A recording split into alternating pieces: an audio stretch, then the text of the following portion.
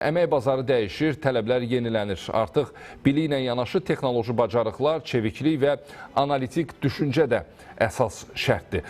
Bəs bugünün gənci hansı ixtisası seçməlidir ki, sabah işsiz qalmasın? Qloballaşma, texnologiya və ekoloji problemlər dünyada əmək bazarını sürətlə dəyişdirir. Bu isə insanların hansı sahədə işləyəcəyini formalaşdırır. Çünki ölkələrin iqtisadi tələbatı mütəxəssis seçimlərinə birbaşa təsir göstərir. Beləliklə də hazırda müasir dövrün tələbləri ilə uzlaşan ixtisaslara ehtiyac duyulur. Həmçinin dəyişən dünya nizamı ilə bəzi sahələr üzrə də peşələrə zəruriyyət artıb.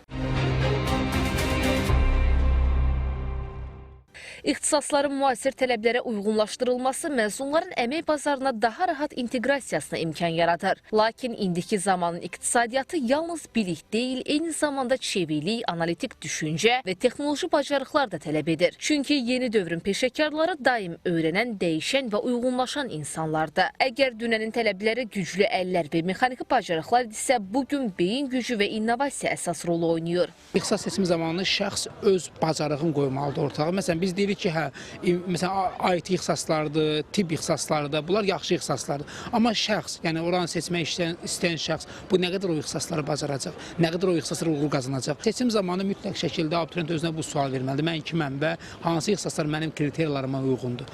Yoxsa məsələn, mən sırf tələb olum deyə, qəbul olum deyə hər hansı bir ixtisası seçirəm və bitirəndən sonra isə əmək bazarında özümə yer tapa bilmirəm və yaxud da o ixtisasa tələbat var tutalım. Amma mən o ixtisası bacarmıramsa, o mənim üçün prestijli ixtisas hesab olunmur. İşçi qüvvəsi ilə işə götürənlərin qarşılıqlı əlaqədə olduğu sahə isə əmək bazarıdır. Burada tələb və təklif qarşılaşdırılır və nəticədə hansı sahələrdə daha çox mütəxəssisə ehtiyacın olduğu müəyyən edilir. İndiki dövrün informasiya əsri olduğunu nəzərə alsaq, data analitikləri və süni intellekt mühəndisləri getdikcə daha çox əhəmiyyət qazanır. Çünki iri şirkətlər böyük həcmdə məlumatlara analiz edərək daha effektiv qərarlar verməyə çalışır. Həmçinin rəqəmsal iqtisadiyyatın inkişafı ilə kiber hücumların sayı artır. Buna görə də kiber təhlükəsizlik mütəxəssislərinə də tələbat olduqca yüksəkdir. İqlim dəyişikliyi, enerji böhranı, səhiyyə innovasiyaları və digər irəliləyiş olan istiqamətlər də müasir zamanın daha çox işçi tələb edən sahələrindəndir.